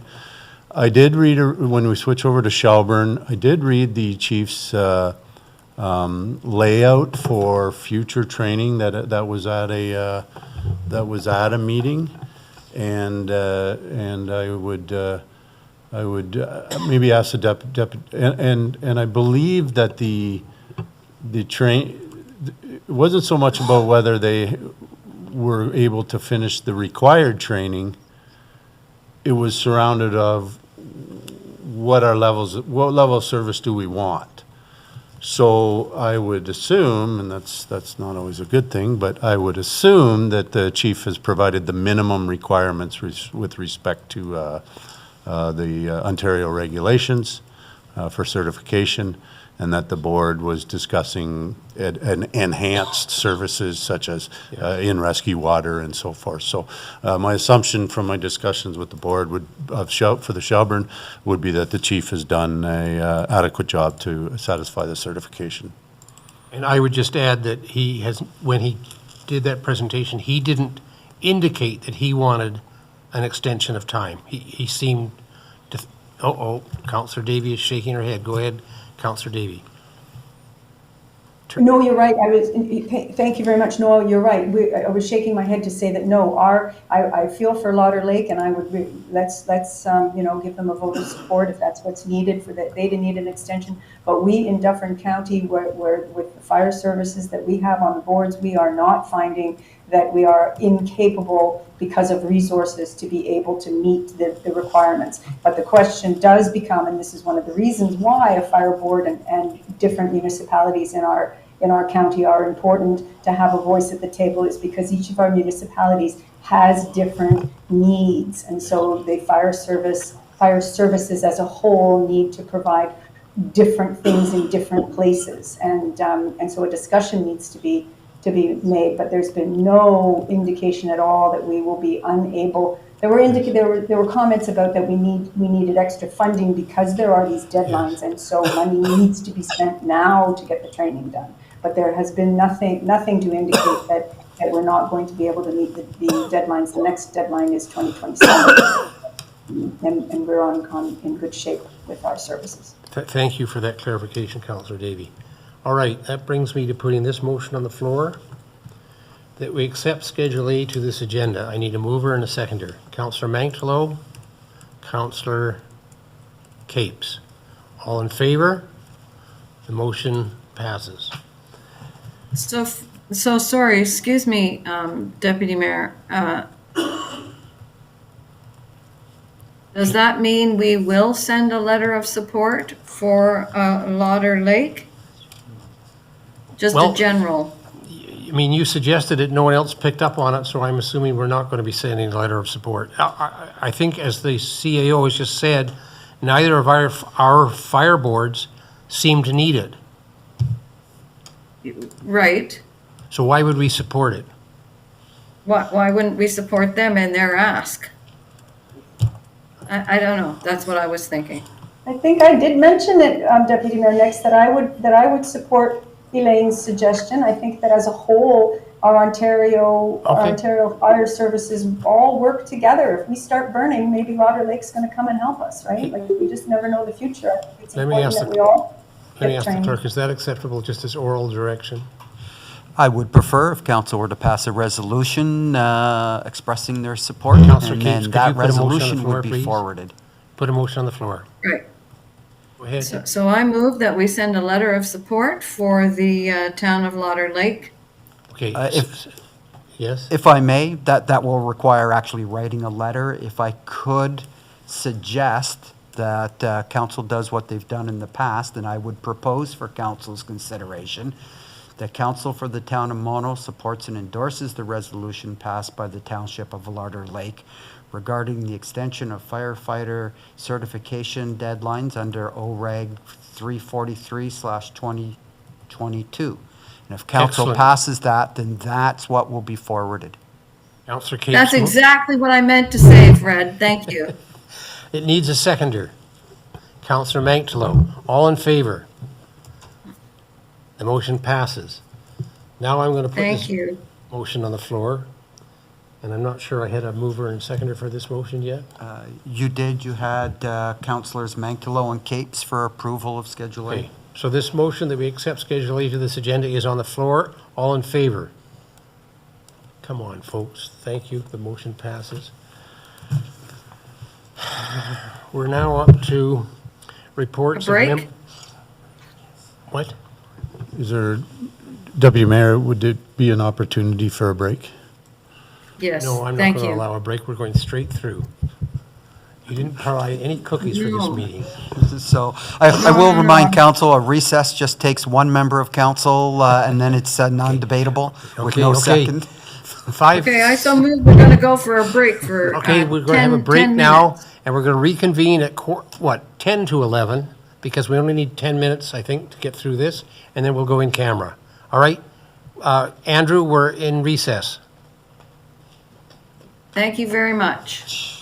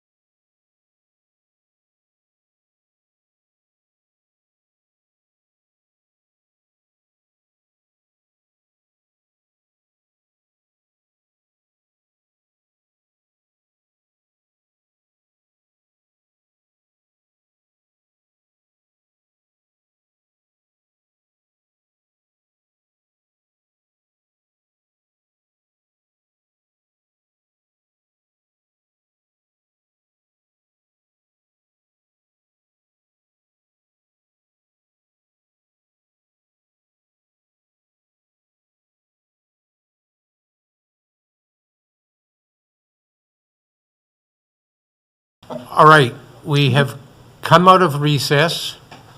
We have 3 members of council here, so we have quorum. We can continue. And we're up to reports of members of council and staff. I was going to start with staff. Les, do you have anything to report? A few things, Mr. Deputy Mayor, thank you. Next month for council is going to be a very busy month. Of course, there's budget starting. But in the background, we have been working on our market salary study. Our consultant will be at the first council meeting in October. 14th? Yes. Oh, boy, it's going to be a busy And we're month. also working with Watson's on our asset management plan, the final phase, which is a financial plan. I don't have a date for council for that, but it'll be sometime October, early November. And of course, budgeting is starting to get going. That's my report. It's going to be a very busy fall. Councillor Donor? No. Councillor Heaton? Director. I'm sorry, I said director. I'm just kidding. I'm up to the clerk. I have nothing to report, Mr. Chair. Well, that does it for staff reports. Anyone on Councillor Mangtalo, do you have anything to report? I have nothing to report. Councillor Capes, do you have anything to report? Yes, I do. I sent this in, but probably too late and didn't mention it at the beginning of the agenda. But I would like to say that there is also opportunity for proclamations for World Rivers Day, September 28th, and for the National Truth and Reconciliation recognition of September 30th. So 30th or September 29th? September 30th, as far as I know. Oh, okay. I thought it was the 29th, but I could be wrong. Okay. All right, well, thanks for reminding us of that. Yes, Councillor Davey. Sorry, Councillor Capes, did that finish your report? Yeah, I'm sorry that I didn't get those proclamations to the council table before the agenda was published, but I think it's important to recognize those dates because we don't have another council meeting until after them. You're right. Just 1 minute, Councillor Davey. One minute? Yes, Mr. Simpson. Council did make a proclamation previously at the last meeting for Truth and Reconciliation, so that one was Oh, the done. last meeting. And Okay, yes, thank you. Thank you very I did much. receive your email about World Rivers Day, and I apologize. I thought you were going to ask for it to be added to the agenda today. I was, and then I missed my opportunity. We went too fast. Sorry about that. Okay, Councillor Davey, do you have anything to report? Well, I do, and it's all has to do with recreation because, of course, there's fire board things too. But that discussion's already happened. So the only thing that hasn't happened to be mentioned yet again is that we've got some events coming up with our Recreation Advisory Committee, and that we are looking for members. And you'll notice that in our there's a siren. I don't know whether you can hear that. I'm sorry. That we also have in the newsletter that there's a call out for applications are open now for members if they'd like to get involved. Sorry. I can't, there's sirens going. I can't hear you, Melinda. Everything okay there? I can't even hear me. Okay, is it gone now? Can you hear me? I apologize for that's why. Yeah, go ahead. Thank you. So we do have, there's the call out now for applications for new members for our Recreation Advisory Committee because we are short and we've got some exciting things coming up in the committee, and I know there are members of our community who would like to be involved. And of course, put in your calendar the children's Halloween party. We're looking for volunteers for that coming up at the end of October. Thank you. All right, that finishes it. We missed some staff. You weren't here. Does anyone on staff have anything to report? I mean, the staff that I missed. Ask them individually. What? Ask them individually. Director Keaton. Heat. Keaton. Just very quickly, I'm happy to let council know that today was the first day of our program of Kichong starting. And we had 18 registrations for that, so just thrilled with the amount of response that we got for that program. So that program now runs right through to the end of November, every Tuesday and Thursday at Mono Center. So Tuesday mornings, 9:30 to 10:30, and Thursday evenings from 7 to 8 p.m. And we're going to hold as many of those classes outside as we possibly can. So if you can still definitely register, it's $50, and that allows you to participate in any of the 20 classes that going forward from now until the end of November. We also have our fall euchre tournament coming up. It's on Friday, October the 3rd. We're looking for more players for that. So for $25, we're asking, come on out, play some great euchre for a couple of hours. That includes your fee to play, that includes prizes, that includes munchies, and there's also your first drink ticket, alcohol or non-alcoholic, whatever way you want to go, and anything thereafter is pay as you go. We also have a watercolor workshop coming up. We have a sign painting workshop coming up. So there's lots going on in the recreation department, which I'm thrilled about. The park at Lynn Gibson, the new playground, is underway. We have now removed the old playground equipment, and the excavator is in getting ready for the new playground.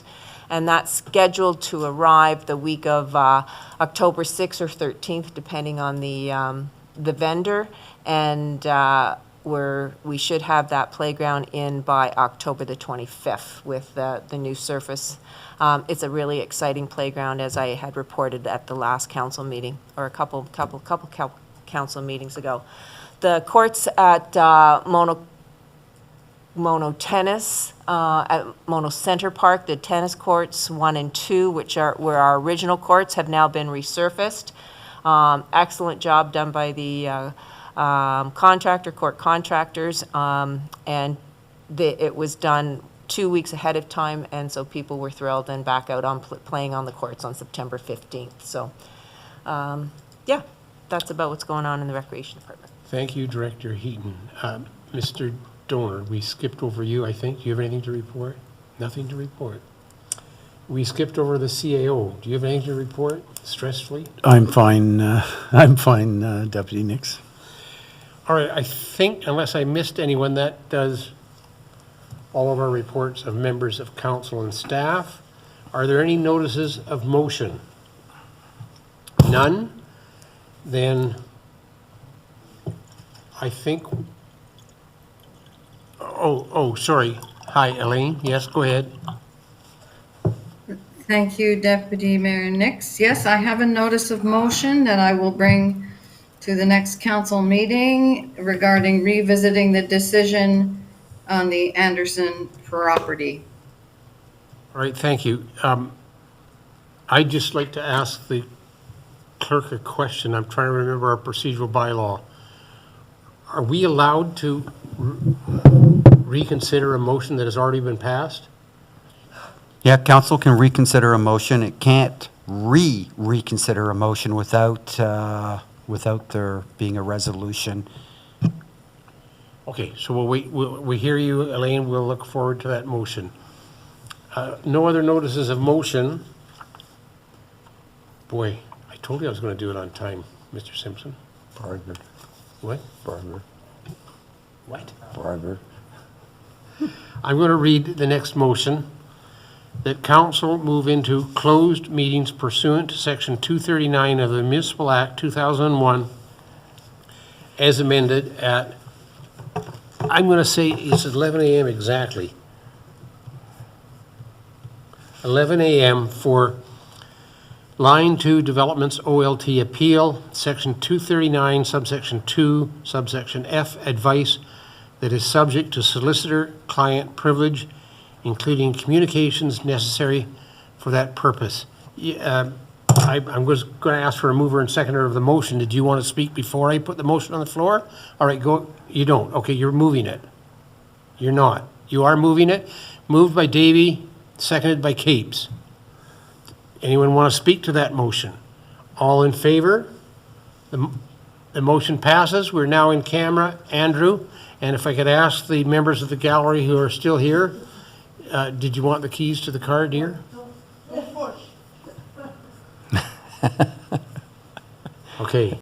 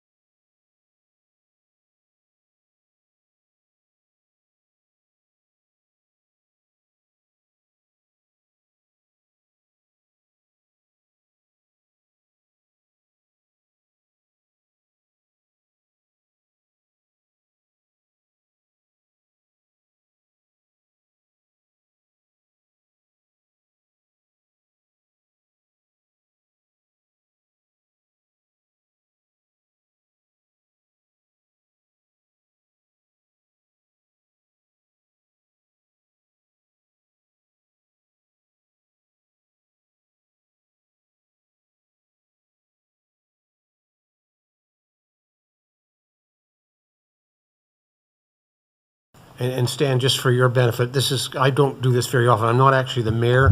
I'm the deputy mayor, and usually they keep me in a cage during council meetings, so that's why I'm fumbling a little bit. We are back live. Oh, we're back live, so wipe all those comments out, okay. I'm going to put a motion, now we're back live, and I'm going to put a motion on the floor that we rise from in-camera session at 11:25 a.m., and that council accept the advice from the town solicitor and direct town staff and the town solicitor to proceed accordingly. I need a mover and a seconder. Capes, Manklow, all in favor of the motion, raise your hand. The motion passes. So now that we've risen from in camera, I have a very lengthy motion to put on the floor. And because it's so lengthy, the clerk has said, for the benefit of the public, that he will put it up on the screen. There it is. Do I give the public a few minutes to read it? I think that would be a good recommendation. Yeah. Okay. Public, if you're watching, we're back in open session, and you've got 2 minutes to read this motion.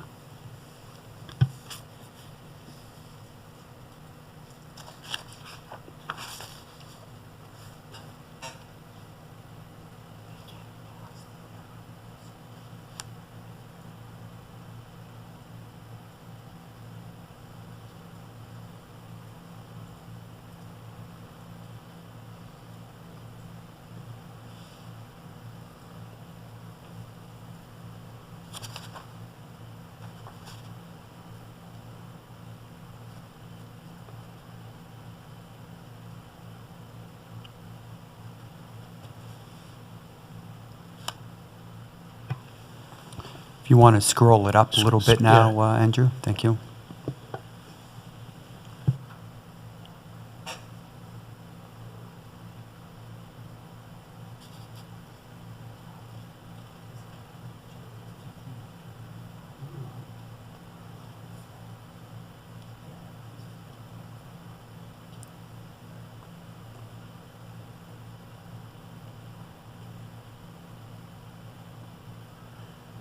I'm watching Matt's eyes. When his eyes flicker, I know he's finished reading it, and I'm assuming the public will have too.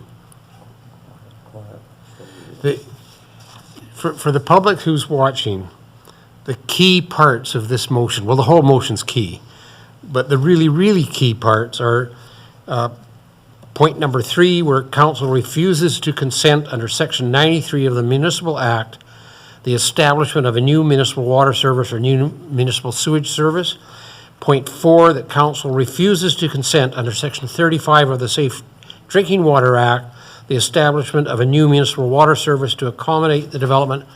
Point 5, that council does not consent under section 93 of the Municipal Act or section 51 of the Safe Drinking Water Act for the establishment of a new private sewage service or non-municipal drinking water system. And point 6, that the council is not prepared to enter into a subdivision agreement or a municipal responsibility agreement.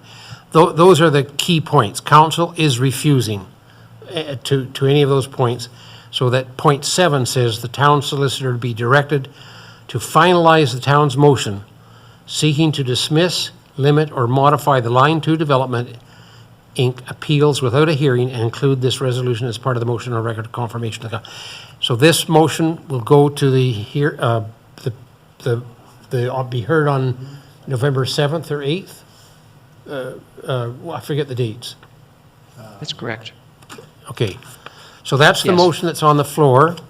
I need a mover and a sec, or have I already got a mover and a seconder? No. Okay, I need a mover, Capes, Manklow, the motion's on the floor. Any discussion of the motion? Seeing none, I call the question. All in favor? And under our procedural rules, the mayor votes last. The motion passes. I think that does it, Stan. Thank you very much. And again, Yep. absolutely excellent report. Thank you for your work. Thank you, sir. Thank you, Okay. everybody. I'll leave now. Thank you very much. 11:30, home in time for lunch. I'm impressed. I now have a motion We introduce and give the necessary readings to a bylaw to confirm the proceedings of council of the Town of Monos in session 16-2025 held on 23rd of September 2025, that it be signed by the mayor and the clerk, sealed and engrossed in the bylaw book. I need a mover. Mantalo, seconder, Capes, all in favor? That motion passes. I now have, are you ready for it? A motion that we adjourn this meeting at 11:31 a.m. Mover, Councillor Davy, seconder, Councillor Capes. All in favor? Oh, it says PM in the motion. Should I change that to AM? I did. Oh, good. All right, all in favor, this session is adjourned. Thank you, Andrew. Thank you, council. Good night, Martha.